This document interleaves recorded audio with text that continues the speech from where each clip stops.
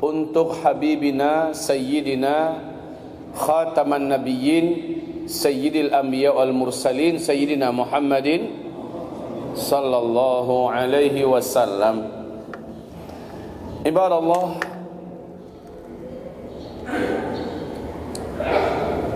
Nabi Muhammad sallallahu alaihi wasallam menyampaikan, saya diutus adalah pertanda akhir zaman dimulai. Maka beliau adalah nabi akhir zaman. Tak ada lagi nabi setelah beliau. Kalau hamba Allah Al-Faqir ini, Zulkifli Muhammad Ali, dikatakan Ustadz akhir zaman, maka sebenarnya seluruh da'i, ulama-ulama, kiai-kiai kita yang lain juga adalah ustadz-ustadz akhir zaman. Karena Nabi saja berkata, saya adalah Nabi akhir zaman. Maka bapak-bapak, ibu-ibu semua adalah umat akhir zaman. Permasalahan yang ingin kita angkat di pembicaraan kita perdana di masjid yang Masya Allah barakah ini adalah petaka yang akan dihadapi oleh umat akhir zaman. Hadirin yang saya muliakan, insya Allah kita akan mengandalkan papan tulis untuk memudahkan Bapak Ibu membaca peta kehidupan kita di akhir zaman ini dan apa-apa yang beberapa waktu ke depan akan sama-sama kita hadapi. Dan semoga Bapak Ibu kita semua lulus menjalaninya. Amin. Hadirin yang saya cintai, Nabi sallallahu alaihi wasallam menyebutkan bahwa bencana terbesar yang akan dihadapi, petaka terberat yang akan dijalani oleh seluruh umat akhir zaman ini bukanlah kehancuran langit, bukanlah tenggelamnya bumi, bukanlah munculnya Ya'juj dan Ma'juj, bukanlah terjadinya hantaman meteor dari ruang angkasa yang menyebabkan seluruh bumi gelap gulita, bukanlah musnahnya seluruh teknologi sehingga manusia kembali ke zaman purbakala. Bukan. Karena itu semua hanya merusak tatanan kehidupan secara material di kehidupan dunia ini, dan itu nggak ada ngaruhnya untuk kehidupan abadi kita di akhirat. Selama kita mampu mempertahankan eksistensi iman di dalam hati, di dalam dada, maka semuanya insya Allah tidaklah membahayakan.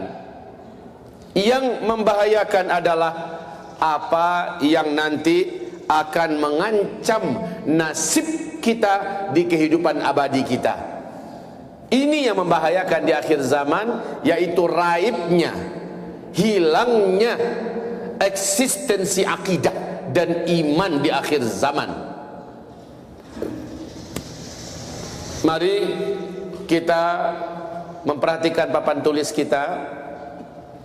Bila kita ingin merekam, silakan merekam. Bila kita ingin fokus, itu sangat baik. Bila ada yang ingin menulis, ini yang paling utama, paling afdal. Bila yang jauh-jauh terasa agak kelihatan kurang nampak, merapat saja, karena memang tujuan kita ke sini ngaji, nambah iman. Jadi kalau dari jauh-jauh hanya dengar, khawatir setengah dapat didengar, setengah tidak kedengaran. Ya, Bismillah, bisa agak sedikit kemari. Boleh Bapak untuk merapat lagi sedikit biar bisa melihat whiteboardnya. Ya, stop.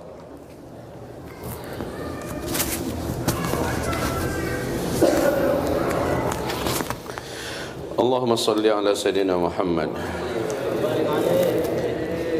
Perhatikan Bapak Ibu yang saya cintai, ini Nabi Muhammad di usia 40 diangkat oleh Allah Subhanahu wa taala menjadi nabi dan rasul. Saya selalu mengatakan ini dengan sebuah istilah star, dimulai. Dimulai apanya? Dimulai akhir zaman.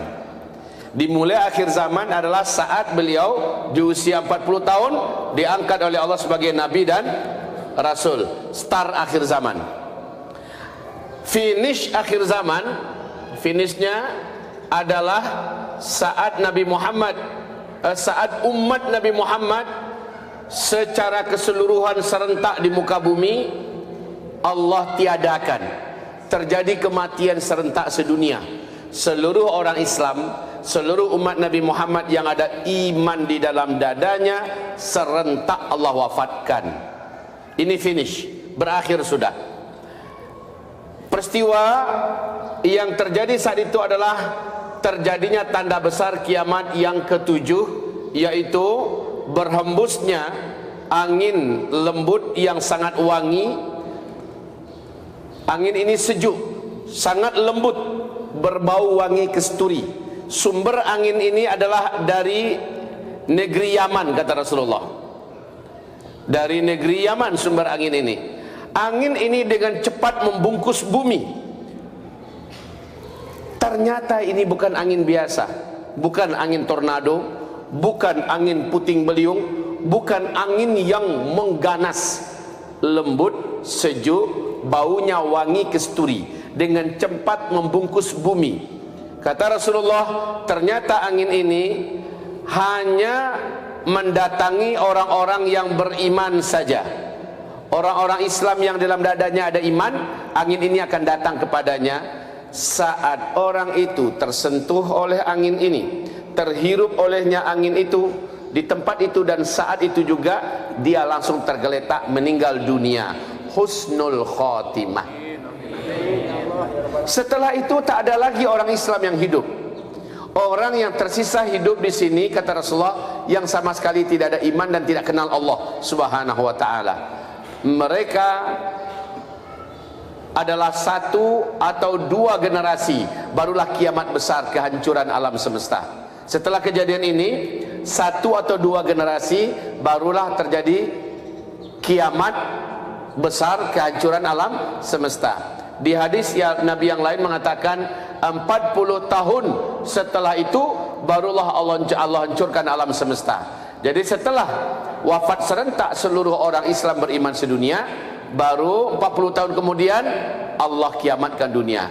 Faham sampai di sini? Baik. Startnya Nabi Muhammad diutus, finishnya habis seluruh umat Nabi Muhammad sedunia. Nah, Nabi SAW bersabda, sejak beliau diutus, kalian semua, kata Nabi, akan menjalani 5 fase sejarah. Hadis sahih riwayat Imam Ahmad menurut Syekh Ahmad Syakir. Fase yang pertama, fase yang kedua, dan fase yang ketiga. Ketiga fase ini Islam memimpin dunia. Nih, fase pertama, kedua, ketiga, Islam memimpin dunia. Fase pertama langsung Nabi yang memimpin sampai beliau wafat, lamanya 23 tahun. Fase kedua yang memimpin adalah para khulafaur rasyidin. Rasulullah mengatakan lamanya 30 tahun. Ya. 30 tahun. Ini 30 tahun, ini 23 tahun. Adapun fase yang ketiga, para khalifah menggunakan sistem kerajaan. Ini ada 3 dinasti, dinasti Bani Umayyah, dinasti Abbasiyah, dan terakhir dinasti Bani Utsmaniyah. Fase ini telah berakhir dengan runtuhnya Khilafah Islamiyah Al-Utsmaniyah di Turki pada tanggal 3 Maret tahun 1924.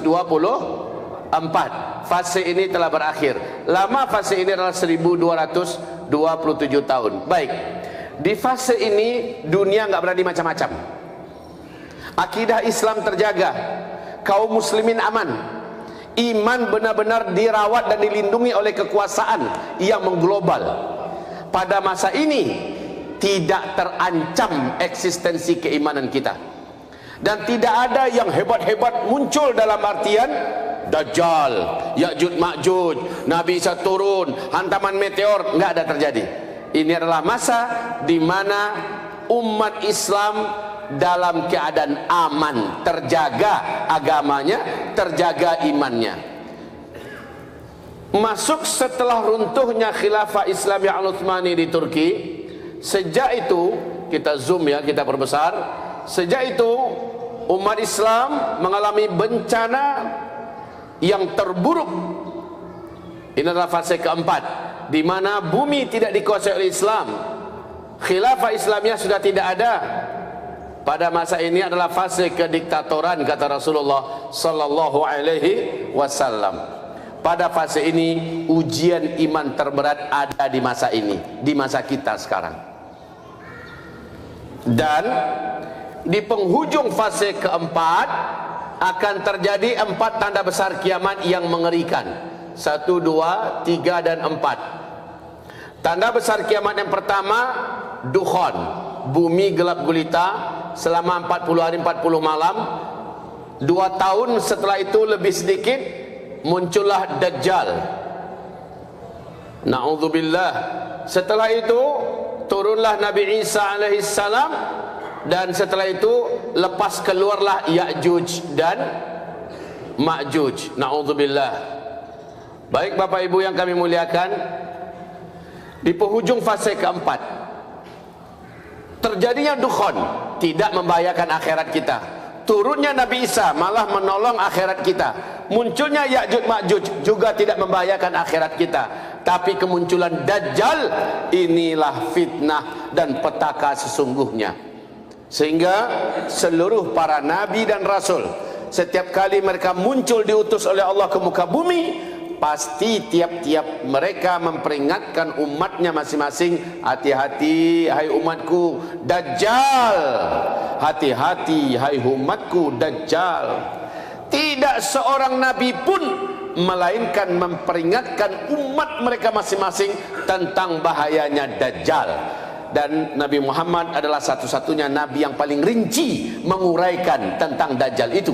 Dan Nabi Muhammad juga menyebutkan cara-cara mengantisipasi bagaimana cara agar umat ini selamat dari Dajjal.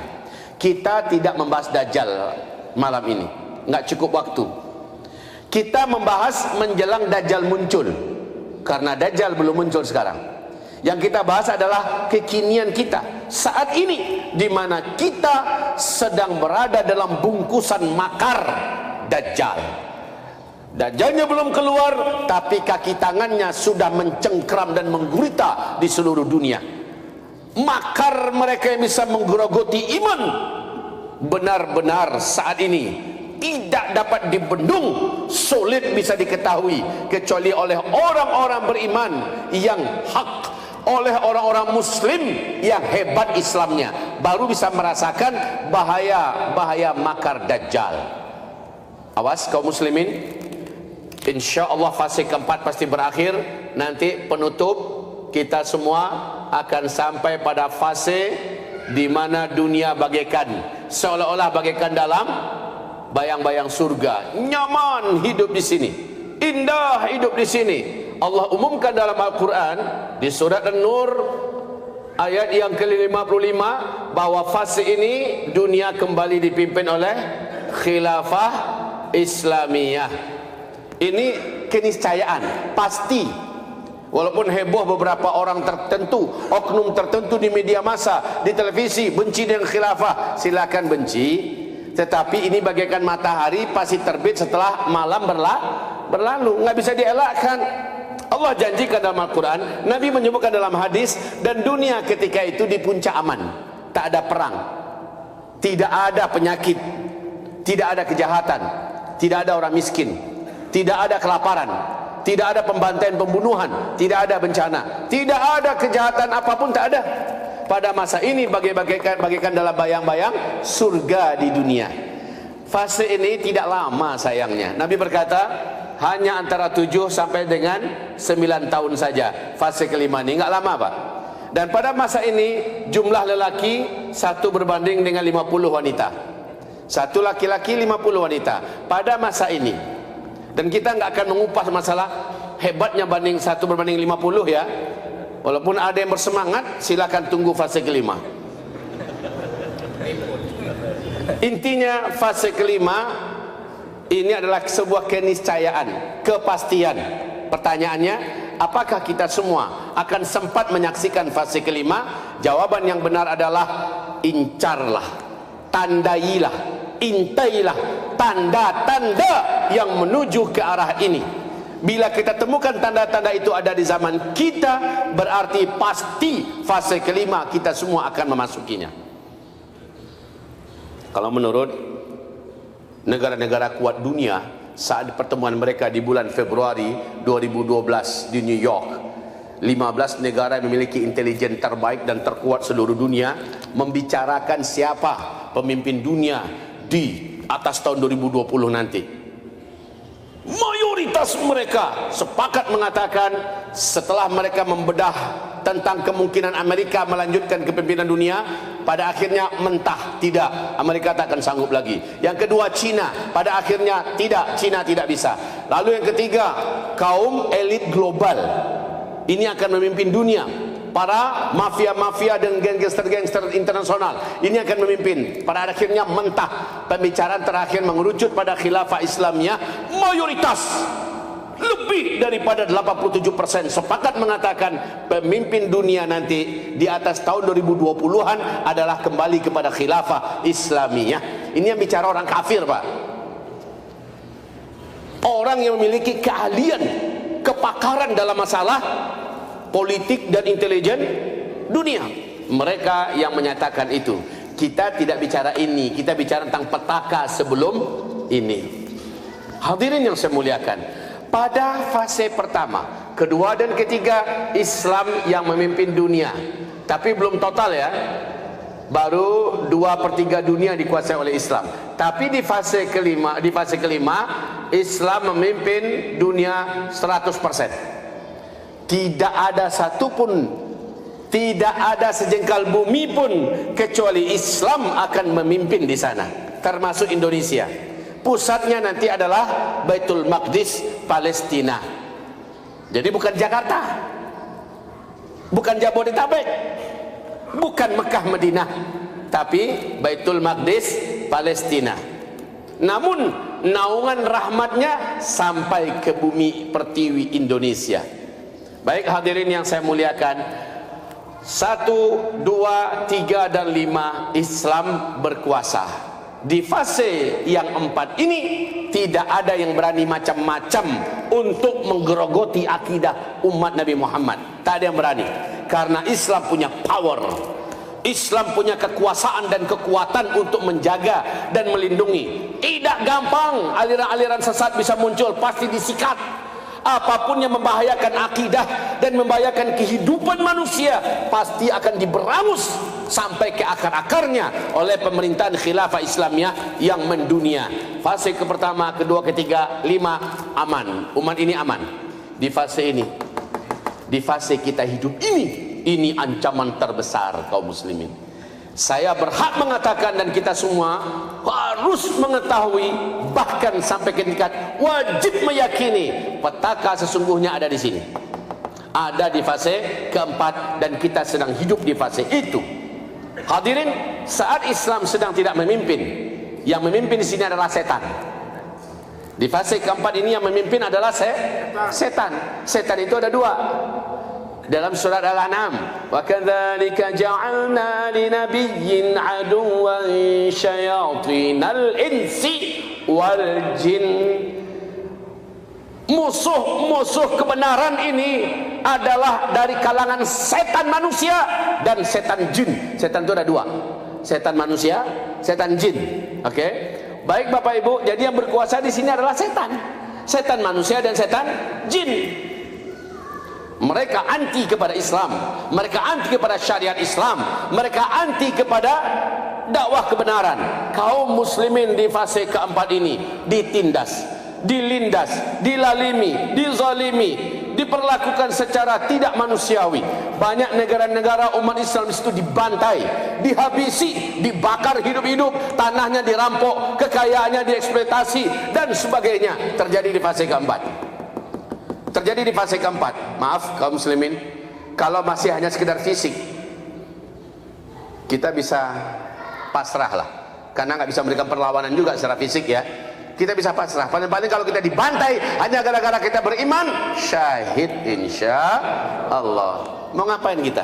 Di fase keempat ini umat ada di puncak lemah. Tapi kaum muslimin pada fase keempat ini yang paling berbahaya adalah dimunculkannya perangkap-perangkap atau jaring-jaring laba-laba yang bisa menghabisi iman di dalam umat manusia, umat Nabi Muhammad, yaitu bermunculannya ismi-ismi, dan tidak ada yang bisa membendung.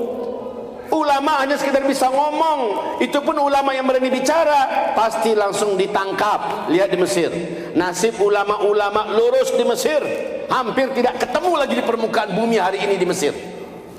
Kalau ada yang terpaksa masih ada dalam keadaan dikawal ketat, dijaga ketat, diawasi, ditindas, diintimidasi, tidak berani dan tidak leluasa lagi bicara, ngomong sedikit tentang masalah iman dan tauhid langsung ditingkat, dimasukkan ke penjara. Lihat di Yordania, lihat di Uni Emirat Arab, lihat di Kuwait, apalagi hari ini di Arab Saudi.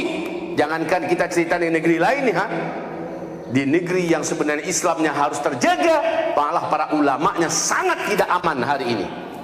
Kaum muslimin yang kami muliakan, di fase keempat ini tidak ada yang menjaga akidah umat. Setiap orang harus mengandalkan dirinya masing-masing. Setiap orang harus mengandalkan dirinya masing-masing sampai ke tingkat puncaknya Dajjal keluar. Kata Nabi, ketika Dajjal keluar, kalau saya saat itu hidup, saya yang akan menghadapinya. Saya yang akan membela kalian semua menghadapi Dajjal ketika Dajjal muncul. Tapi manakala Dajjal nanti muncul, sementara saya sudah tidak hidup, saya sudah tidak ada, setiap kalian harus menjaga dirinya masing-masing, jaga keluarganya masing-masing. Qu anfusakum wa ahlikum. Saat Dajjal keluar hadirin, Rasulullah bersabda, 2/3 penduduk bumi sujud menyembah Dajjal. 2/3 penduduk bumi sujud menyembah Dajjal.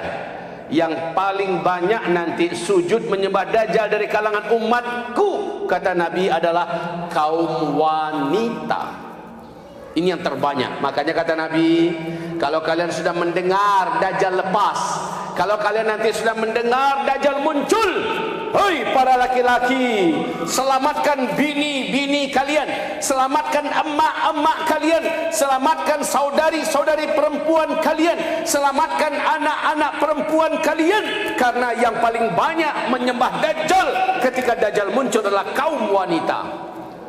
Kaum muslimin yang kami muliakan, Dajjal yang pasti hari ini belum lagi muncul, tetapi ingat, kerjaannya yang bisa memurtadkan manusia daripada Allah Subhanahu wa taala sudah ada di kampus-kampus, sudah ada universitas-universitas, sudah ada di organisasi-organisasi, sudah ada di lembaga-lembaga sosial, sudah ada di rumah sakit, sudah ada di instansi-instansi pemerintahan, sudah masuk di media-media publik, sudah ditayangkan di televisi, menggunakan internet, sudah ada di dunia bisnis, sudah ada di dunia seni, musik, apa saja yang sekarang ini sedang menyelimuti umat manusia di fase modern ini. Kaki tangan Dajjal telah menancapkan apa saja yang bisa menghisap iman dan akidah generasi kita. Kaum muslimin yang saya cintai, perhatikan apa yang muncul pada fase ini. Di fase di mana kita sewajibnya harus waspada kaum muslimin. Inilah petaka yang sesungguhnya di akhir zaman menjelang Dajjal muncul. Bermunculan berbagai macam ajaran, ideologi, aliran, model pemikiran yang seluruhnya bisa memurtadkan umat ini daripada agama Allah Subhanahu wa taala. Yang pertama adalah munculnya atau dimunculkannya paham liberalisme. Yang kedua, dimunculkan paham sekularisme. Yang ketiga, dimunculkannya paham pluralisme. Awas, yang tiga ini atas nama hak asasi manusia. Ini dilindungi betul ini. Ini masih banyak ya ke bawah, saya akan sebutkan nanti. Liberalisme, pemahaman yang melindungi pilihan apa saja yang akan diambil, yang akan dilakukan oleh manusia, itu atas nama hak asasi manusia dilindungi. Laki-laki pengen kawin dengan laki-laki, itu hak asasi dia, dilindungi atas nama HAM. Ibu dengan anak ingin berzina, atas nama HAM, selama nggak ada pemerkosaan, selama tidak ada kekerasan, dilindungi. Manusia mau melakukan kejahatan apa saja, atas nama HAM, dilindungi haknya. Inilah liberalisme, ya. Arab Saudi sejak 2017 sudah masuk ke dalam perangkap raksasa ini, Pak. Di mana sekarang di Arab Saudi yang mau pakai jilbab pakailah, yang tidak pakai jilbab nggak apa-apa, nggak ada lagi polisi syariat. Tidak akan dikejar-kejar lagi orang yang masuk hotel berdua-duaan, tidak ada buku nikah, nggak akan diapa-apakan. Silakan mau berzina, mau ngapain ente, mau homoseksual, bahkan di Mekah ketangkap oleh warga masyarakat. Orang yang melakukan pernikahan sejenis diserahkan ke polisi, malah dilepaskan lagi. Parah ini hari, Pak. Ya, liberalisme. Dan ini udah lama, Pak, di luar negeri Arab udah lama. Di Indonesia juga atas nama HAM. Maka siapapun berhak melakukan apa saja selama suka sama suka. Kalau ada yang setuju dengan prinsip ini, hilang langsung la ilaha illallahnya, batal langsung imannya, kafir dia, walaupun dia masih berKTP kan muslim, sementara dia setuju dengan prinsip-prinsip liberal ini. Ma'adzanallah, sekularisme. Siapa yang tidak dengar bahasa-bahasa berikut? Seolah-olah benar, Pak, padahal itu racun. Apa bahasanya? Jangan bawa-bawa agama ke urusan dunia. Dunia ini kotor, menjijikkan. Agama ini bersih, suci. Jadi jangan campur-campurkan dunia dengan agama. Kedengarannya bagus tidak? Kedengarannya betul apa tidak? Awas, ini dia racunnya. Racun bermerek madu. Bapak, Ibu yang saya cintai, kalau ada ulama bicara politik di masjid, langsung kata orang-orang yang menyebarkan paham sekularisme ini, apa kata orang-orang itu? Hei ulama, jangan bawa-bawa dunia ke masjid. Hei ulama, jangan bawa politik ke masjid. Ini bahaya loh, Pak, ya. Akhirnya umat menyangka memang benar, nggak boleh bawa urusan politik ke masjid. Ulama nggak boleh bicara politik. Harus dipisahkan antara umat, antara Islam dengan politik. Bahaya ini, Pak. Kenapa demikian? Nabi Muhammad waktu di fase pertama buat istana tidak? Jawab, Pak. Buat istana tidak Nabi Muhammad? Tidak. Yang ada hanya masjid. Setelah Nabi Muhammad meninggal, pelanjutnya siapa? Abu Bakar As-Siddiq. Abu Bakar As-Siddiq membuat istana tidak? Tidak, masih masjid. Semuanya diurus di masjid. Masalah politik, pemerintahan, masalah hukum, masalah pernikahan, masalah ekonomi, masalah apa saja di masjid semuanya didiskusikan. Di masjid semuanya dibicarakan. Di masjid semuanya diputuskan, ya. Lalu Abu Bakar meninggal, diganti oleh Umar. Umar bin Khattab sampai beliau wafat, sampai beliau menaklukkan 2/3 dunia. Apakah Umar di masa Umar bin Khattab berdiri di sebuah istana atau tidak? Tidak, masih masjid. Lalu Umar bin Khattab meninggal, diganti oleh Utsman bin Affan. Apakah di masa Utsman berdiri istana sendiri, kantor sendiri? Ada tidak? Tetap masjid. Lalu Utsman bin Affan meninggal dunia, digantikan oleh Ali bin Abi Thalib. Apakah ada gedung sendiri, istana sendiri? Ada apa tidak? Tidak ada, semuanya masjid. Dan masjid memang fi buyutin adzinallahu an turfa'a wa yuzkara fiha ismuh. Masjid adalah segala apa yang dikelola oleh umat Nabi Muhammad dalam kehidupan beragama. Masjid sentralnya, masjid pusatnya. Nah, dengan ini ketika dikembalikan kehidupan manusia kepada agama, maka pusatnya masjid. Masjid tempat membicarakan ekonomi umat, masjid membicarakan untuk kesehatan umat, masjid membicarakan pendidikan umat, masjid membicarakan masalah politik umat. Jangan sampai kita terhasut oleh paham sekuler yang membatalkan syahadat. Islam ini Allah perintahkan total. Jangankan masalah-masalah besar begitu, Pak. Masalah kuku saja dibahas oleh Islam. Masalah bulu ketiak saja dibahas oleh Islam. Maaf tidak? Betul tidak? Masalah kotoran saja, tinja kita dibahas oleh Islam. Jangankan masalah pemerintah lagi, jangankan masalah politik lagi, masalah yang kecil saja Islam kupas. Apalagi masalah bisnis, apalagi masalah tijarah, Islam totalitas mengajarkannya. Makanya Allah berfirman, ya ayyuhalladzina amanu dukhulu fis-silmi kaffah. Hai orang-orang yang telah beriman, geluti, masuki Islam ini secara totalitas. Islamkan cara makan minummu, apa yang engkau makan. Islamkan rumah tanggamu, siapa yang engkau pilih sebagai istri. Suami macam apa yang kau pilihkan untuk anak gadismu. Bagaimana cara melamar, bagaimana cara membuat pernikahan, bagaimana menjalani malam pertama, bagaimana menentukan, memilih cara-cara yang terbaik untuk menyambut kelahiran anak, bagaimana pendidikan anak, sampai kepada seterusnya ekoran daripada pernikahan tadi. Semuanya dikupas oleh Islam. Hai umat Islam, Islamkan cara dagangmu, cara bisnismu seperti apa. Bisnis yang halal, bisnis apa yang haram, bagaimana menjalankan bisnis, masalah utang piutang, masalah gadai menggadai dan sebagainya, masalah apa saja yang terkait dengan muamalah keuangan, bawa Islam ke dalamnya dan putuskan dengan Islam. Itu namanya Islam kafah. Tapi sekularisme tidak. Sekularisme hanya membatasi Islam sebatas ibadah ritual, sholat, puasa, zakat, sedekah, haji, baca Quran, zikir, doa, ziarah kubur, yang arah-arahnya kayak gitulah, itu baru dipakai Islam. Tapi kalau sudah urusan dunia, mulai dipisah. Jangan bawa agama ke sini ya.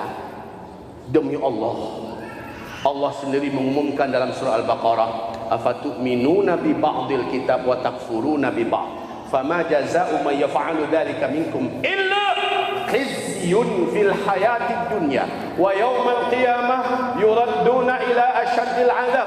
Siapa yang berfikir ada bagian agama yang bisa dipakai dan diterima lalu dia jalankan, lalu siapa yang berprinsip ada bahagian agama yang lain dalam Alkitab yang tidak sesuai lalu dia singkirkan, tidak dipakainya, orang yang bersikap itu diantara kamu akan kami hinakan hidupnya di dunia, akan kami rendahkan dia selama dia hidup di dunia.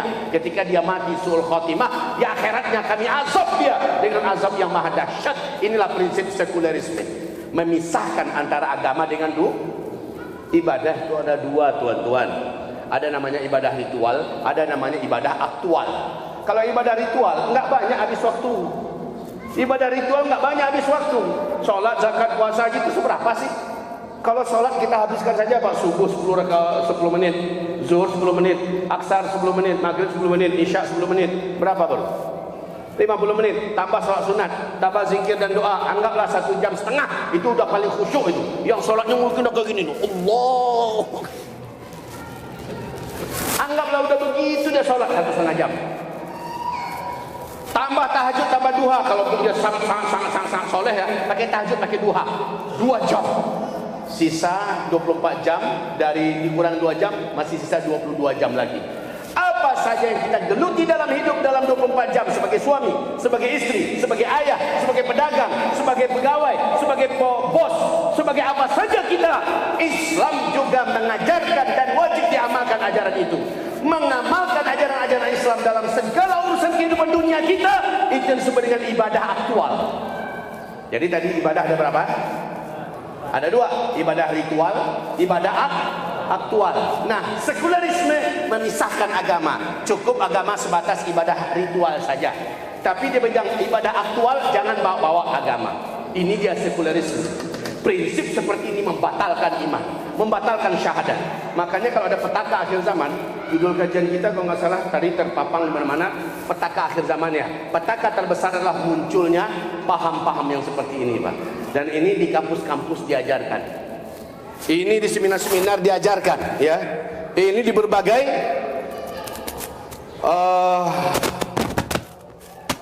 di berbagai acara-acara besar, di televisi, di media, bahkan pemuka-pemuka agama atas nama cendekiawan muslim, profesor, doktor gelarnya, juga keblinger ikut-ikutan menyuarakan prinsip sekularisme. Allahumma rabbana a'idna wa qina min adzabin nar. Amin. Ibarat Allah, sekularisme banyak tidak sekarang ini? Fikiran macam ini menggerogoti umat Islam apa tidak? Iya. Apalagi para bazar-bazar rupiah itu, mereka yang paling getol menyuarakan prinsip-prinsip sekularisme. Hanya dibayar nasi bungkus, hanya oleh gaji bulanan yang tidak seberapa, mereka murtadkan sebanyak-banyaknya umat Nabi Muhammad di fase keempat ini. Ini bermunculan di fase ini. Pluralisme, apalagi pluralisme.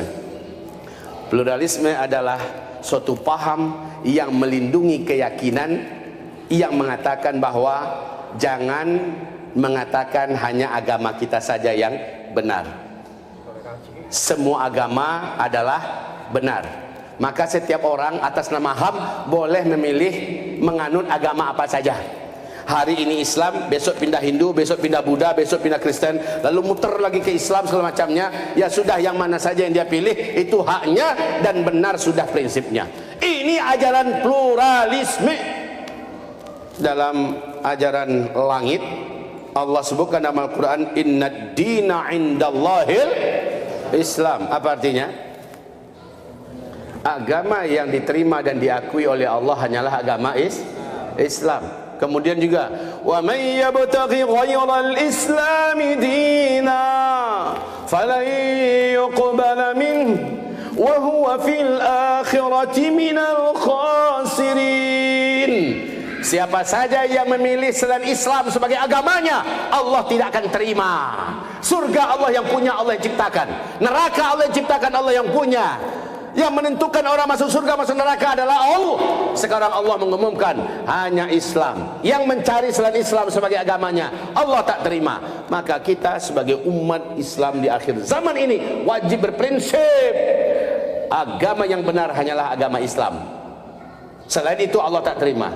Tapi kita tidak akan mengganggu orang yang beragama agamanya. Silakan, kita tak ganggu. Tapi dalam keyakinan kita akan bentengi diri kita untuk tetap yakin selain Islam tak benar, selain Islam tak diterima oleh Allah, selain Islam adalah kafir, selain Islam di akhiratnya adalah di neraka. Karena Allah yang umumkan. Kita berhak, namun kita tidak boleh mengganggu agama orang. Kita tidak akan merecokin agama dan keyakinan orang. Kalau kita mendakwahkan boleh, selama kita tidak maksa. Gitu Pak. Ibarat Allah yang kami muliakan, di ajaran pluralisme tidak. Atas nama HAM, siapapun boleh berkeyakinan, bahkan dilarang merasa agamanya saja yang benar. Ini ajaran pluralisme. Siapa yang setuju dengan prinsip ini, dengan ideologi ini, dengan pemikiran yang menyesatkan dan memurtadkan ini, murtad dia memang. Murtad dia. Oke ya? Hah, ini 3 baru. Mau kita lanjutkan yang keempat? Kita lanjutkan ke-5, ke-6, 7. Mau lanjut? Habis Isya. Nah, karena waktu Isya kita sudah masuk. Kita break dulu sebentar. Habis itu kita sholat Isya sekhusyuk-khusyuknya, minta perlindungan kepada Allah daripada fitnah-fitnah Dajjal ini. Sebelum Dajjalnya muncul, fitnahnya aja udah bahaya ini. Ya, baru habis itu kita doa mendalam. Habis itu kita lanjut insyaallah taala. Kita sudah selesai dengan izin Allah Subhanahu wa taala. Bismillah. Semoga Allah menerima amal ibadah salat Isya berjamaah kita barusan. Amin ya Allah ya Rabbal Alamin. Kaum muslimin, petaka yang kita hadapi pada akhir zaman ini bukan masalah kelaparan, bukan masalah perang dunia ketiga, bukan hantaman dunia dari ruang angkasa menimbulkan hancurnya teknologi yaitu dukhan, bukan kemunculannya Ya'juj dan Ma'juj. Semuanya itu hanya memindahkan kita dari dunia kepada kehidupan berikutnya. Selama yang dihancurkan bukan iman dan akidah kita, maka selama itu ini biasa-biasa saja. Mau perang dunia ketiga, mau dukhan, mau Ya'juj Ma'juj dan sebagainya. Tapi kalau yang dihancurkan itu adalah iman, akidah, hidup abadi kita yang terancam dalam neraka jahanam selama-lamanya. Ini yang kita khawatirkan. Tadi kita telah sampaikan beberapa produk kaki tangan Dajjal yang sekarang ini memang terasa betul di fase keempat diberi panggung untuk menampakkan dirinya.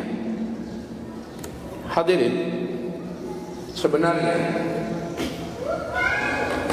terus sebelumnya sudah ada di zaman Nabi sebelum Nabi Muhammad juga sudah ada paham-paham ini, tapi yang benar-benar dikelola, dipublikasikan, disponsori, didukung dengan pendanaan dan media, bahkan didukung oleh negara dan militer di fase keempat ini.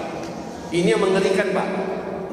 Hampir-hampir kampus-kampus seluruh dunia tidak sunyi daripada misi-misi menanamkan paham-paham yang memurtadkan orang daripada agamanya.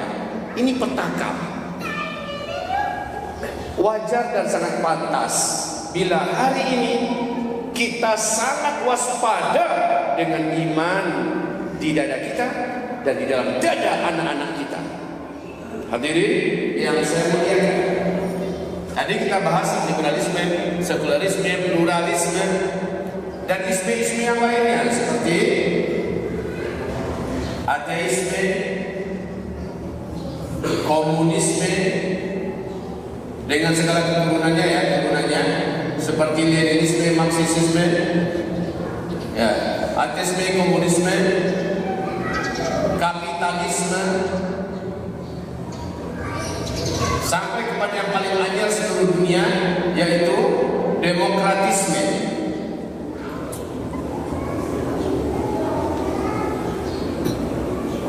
Coba Pak, hampir-hampir orang Islam sedunia masuk dalam perangkap jaring laba-laba global ini. Demokrasi contohnya. Kita anggap demokrasi ini adalah suatu sistem yang sangat bagus. Padahal ini jelas-jelas adalah produk kesyirikan akbar. Masuk dalam syirik at-ta'ah namanya. Kenapa demikian? Dalam prinsip demokrasi, suara rakyat adalah suara Tuhan. Suara yang mayoritas akan bisa mengalahkan suara minoritas. Apa yang kata rakyat bagus, walaupun agama melarangnya, tetap wajib dijalankan dan dijunjung tinggi. Jadi dalam hal ini, saingan Allah siapa? Rakyat. Saingan Allah siapa? Makhluk. Ini ajaran demokrasi. Kita sebagai orang beriman wajib menolak demokratisme ini. Walaupun kita sedang dibungkus dan diselimuti oleh demokrasi. Negara manapun yang kita pijak, hampir-hampir seluruhnya memakai prinsip demokrasi. Ya kita nggak bisa menolak, tetapi secara akidah kita wajib menolak. Kita tidak bisa untuk memeranginya, tapi secara akidah kita wajib mengatakan tidak. Ini hak kita karena keselamatan kita di hari kiamat. Silahkan negara mau pakai ini, itu urusannya, itu urusan penguasa-penguasanya nanti dengan Allah Subhanahu Wa Taala. Tapi kita sebagai rakyat mengatakan tidak. Bagiku yang tertinggi adalah Allah, bukan suara manusia, bukan suara makhluk, bukan suara rakyat, tapi suara Allah nomor satu. Ibarat Allah yang kami muliakan, demokratisme, Buya, kalau seandainya kami tidak boleh menerimanya, kenapa Buya ikut-ikutan mengajak kami untuk memilih di setiap pemilu? Ya, kenapa Buya mengajak kami? Begini kaum muslimin, dulu saya termasuk orang yang selalu abstain, yang selalu netral, yang selalu tidak berpihak dan memilih siapa-siapa dulu. Bahkan saya mengajarkan jangan milih. Namun pada akhirnya pertambahan umur, pertambahan ilmu, ya, kematangan cara berpikir dan sebagainya mengantarkan kita untuk mengambil sikap. Walaupun sampai hari ini prinsip saya dan demokrasi tidak pernah berubah, ini syirik akbar. Final, ini syirik akbar.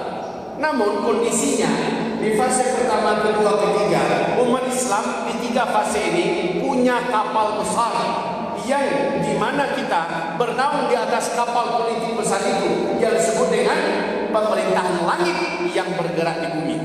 Pimpinan pertama Nabi Muhammad, ini para khulafaur rasyidin, ini para khalifah-khalifah dari sistem kerajaan, dan ini para khilafah ala minhajin nubuwah. Keempat fase ini ada kapal besar. Kita sedang berlayar di lautan yang sangat luas dan lautan yang sangat dalam. Di fase kelima kapal ini tidak ada. Di fase keempat ya, kapal ini tidak ada. Kita terapung-apung di permukaan laut, terancam untuk tenggelam, mati. Sementara kita tidak boleh membiarkan diri kita mati. Kita harus tetap hidup, kita harus tetap menyembah Allah, kita harus tetap bergerak. Tapi kapal nggak ada. Yang ada apa? Yang ada adalah kita umpamakan ini bangkai ikan paus yang terapung-apung. Bangkai itu wangi atau busuk? Busuk. Dalam bangkai ada apa saja? Ada ulat, ada cacing, ada belatung, ada kuman, ada bakteri. Ya, biasanya bangkai itu dikerubungi oleh apa? Oleh lalat, ya, dikejar oleh anjing dan sebagainya, menjijikkan. Binatang-binatang yang menjijikkan saja yang ada di bangkai. Tapi yang ada terapung-apung hanya itu. Sementara kita tak punya kapal, kita tak punya pegangan, pijakan. Maka diizinkan saat kondisi begitu, panjatlah, naiklah ke atas bangkai ikan paus yang terapung-apung itu, walaupun bau, walaupun untuk mempertahankan kita tetap hidup, bisa menyembah Allah Subhanahu wa taala, agar Islam tetap hidup, bisa terus menyembah Allah, bisa terus berkiprah dengan semampunya, walaupun di atas bangkai, naik dulu. Nanti ketika kapal kita sudah datang, campakkan ini lagi. Setuju tidak? Jangan ditinggalkan politik.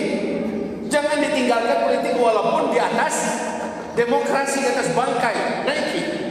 Ini yang saya pegang hari ini kaum muslimin, sampai Allah anugerahkan kembali, Allah datangkan kembali kapal besar kita yang Allah janjikan dalam surat An-Nur ayat 55 seperti dalam hadis ini. Paham sampai di sini? Tapi dalam secara akidah kita wajib mengatakan no untuk paham syirik akbar ini. Gitu Pak. Kita harus paham ini, hakikatnya harus paham. Jangan sampai kita malah nyaman. Jangan sampai kita malah nyaman.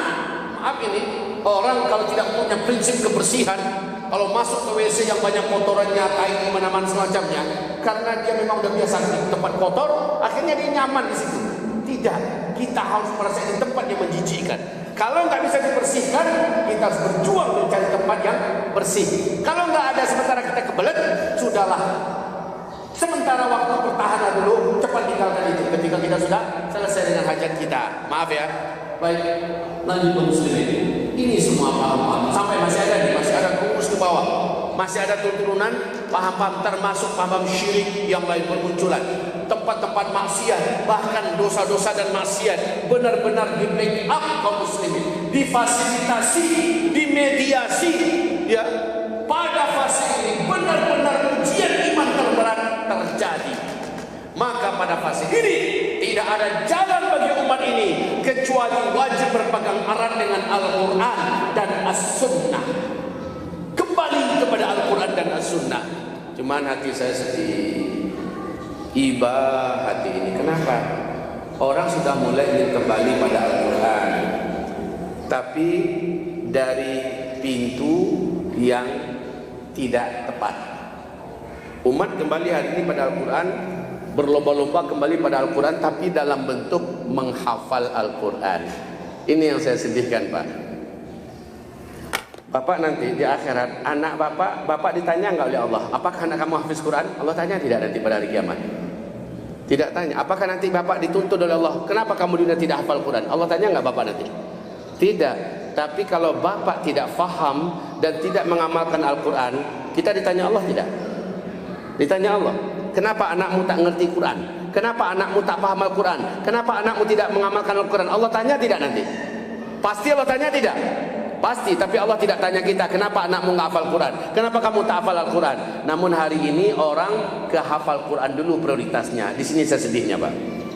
16 tahun hamba Allah di depan Bapak ini mengelola pesantren tahfiz Quran. Hasilnya hampir sama dengan seluruh tahfiz Al-Quran yang ada se-Indonesia. Anak-anak yang dulu hafiz semuanya sekarang hilang hafalannya. Semua hafalannya hilang. Dia masuk ke kampus, dia masuk ke kuliah ini, kuliah umum semacamnya, hilang semua hafalannya. Padahal bertahun-tahun dia dulu menghafal. Dalam masa dia menghafal, keilmuannya kosong. Tidak terbangun prinsip, tidak ada akidahnya, ibadahnya juga lemah, ya. kebersamaan segala macamnya, semuanya rapuh kaum muslimin karena yang dikejar hafalan. Sementara kalau kita baca dalam sejarah, kenapa Rasul mendidik sahabat itu sukses? Kenapa para sahabat-sahabat yang tidak sekolahan tapi menjadi penakluk timur dan barat? Kenapa sahabat-sahabat jadi hebat-hebat? Dalam sejarah mereka telah mengungguli dunia. Kenapa? Jawabannya karena kata Abdullah bin Mas'ud, kami dengan Al-Quran ini adalah kami ambil 10 ayat, kami pahami sedalam-dalamnya, kami ilmui sebaik-baiknya, lalu setelah kami paham, kami pun berlomba-lomba mengamalkannya. Setelah seluruh kami mengamalkannya, kami pun kembali mengambil 10 ayat berikutnya, langsung kami dalami, kami pahami, kami kaji. Setelah kami mengilmuinya dengan sempurna, barulah kami berlomba-lomba lagi mengamalkannya. Begitulah seterusnya, 10 ayat demi 10 ayat. Target mereka apa? Mengamalkan. Kalau zaman sekarang targetnya menghafal. Kalau udah hafal anaknya, dia udah sedikit bahagia, dia udah sedikit bangga. Tapi kalau nggak hafal, dia patah hati, dia sedih, dia kecewa sama anaknya, dia kecewa sama gurunya, sama pesantrennya. Padahal nanti setelah hafiz pun 30 juz, pada akhirnya anaknya akan hilang semua hafalannya. Jadi kaum muslimin, cara untuk selamat di fase keempat kata Rasulullah, dulu kamu wajib berpegang erat dengan Al-Quran dan Sunnah. Tapi yang dimaksud bukan menghafal, yang dimaksud adalah memahami, mengilmui dan mengamalkannya. Maka setiap bapak wajib, dan pak bukan anak bapak saja ya, setiap bapak wajib berazam cari ulama-ulama yang mengerti tentang ilmu Al-Quran, tentang tafsir. Mengkajilah ayat demi ayat, satu ayat demi satu ayat, khatamkan 30 juz. Bapak paham, bapak mengamalkannya. Prinsip kita adalah saya paham, saya mengilmuinya, dan saya mengamalkannya. Insya Allah bapak kerja apa saja, anak bapak di mana saja, kuliah di mana saja, aman. Kenapa? Karena Al-Quran sudah ada di darahnya, sudah ada di dagingnya. Dan walaqad yassarnal Qur'ana lidzikr fahal min muddakir. Kami memudahkan Al-Quran ini untuk dipelajari. Ada enggak yang mau mempelajarinya? Mempelajari Al-Quran, bukan menghafal Al-Quran. Kalau menghafal, burung beo juga hafal pak. Coba tes tuh, ada berapa beo Al-Fatihah lancar, juz amma malah hafal semuanya. Tapi dia tahu nggak dengan apa yang dibacanya? Nggak ngerti. Anak-anak kita hampir sama dengan itu. Maaf ini, bahkan ujung-ujungnya anak-anak kaum muslimin hari ini yang ditekan oleh orang tuanya, dipaksa oleh orang tuanya menjadi hafiz-hafiz, lama-kelamaan dia nak dengan Al-Quran, benci malah mendengar Al-Quran, benci melihat Al-Quran, dan akhirnya dia menjalani hidup yang menyimpang. Selama ini dia cukup tertekan. Itu hasilnya pak. Maka saya tidak menganjurkan bapak-bapak untuk terus menekan dan memaksa anak-anak kita untuk menghafal Al-Quran. Al-Quran yang wajib itu fardu ain adalah baca dengan benar, tajwidnya, tahsinnya, makharijul hurufnya benar. Setelah itu kewajiban fardu ain berikutnya adalah pahami maksudnya, pahami isinya. Setelah itu dampingi pengamalannya. Tolong doakan saya. Saya ingat di Indonesia ini, setahu saya sampai saat ini belum ada lembaga independen atau pondok pesantren yang benar-benar spesialisasinya melahirkan generasi yang faham Al-Quran 30 juz dan mengamalkan Al-Quran 30 juz. Belum saya dengar pak. Tapi lembaga tahfiz nggak karu-karuan banyaknya sekarang. Nggak karu-karuan, dari Sabang sampai Merauke, tahfiz. Ya, saya belum mendengar. Prinsip saya hari ini, saya harus mulai. Alhamdulillah, sejak 4 tahun yang lalu kita terus kirim kader yang menurut kami layak untuk dikirim ke Timur Tengah, ditargetkan menjadi dai dan ulama-ulama. Mereka ini hari ini belajar dengan serius. Kami targetkan 2025 mereka sudah kembali ke Indonesia, lalu mengisi ruangan yang hari ini masih kosong di Indonesia. Ruangan apa? Markas atau pusat pendidikan, pengilmuan dan pendampingan pengamalan Al-Quran 30 juz. Itu diampui oleh orang-orang ahlinya. Jadi SDI-nya kami siapkan sekarang. Untuk beberapa tahun ini kami insya Allah ta'ala akan mempersiapkan fasilitasnya, sarananya terlebih dahulu. Mohon doa ini kepada kaum muslimin agar Allah izinkan ini terwujud insya Allah ta'ala. Baik ibarat Allah, mungkin kita buka tanya jawab, diskusi ya. bahwa solusi untuk kita di akhir zaman ini adalah kembali kepada Al-Quran. Tapi bukan dalam bentuk menghafal, namun mengilmui, mendalami, memahami, mengamalkan Al-Quran. Oke?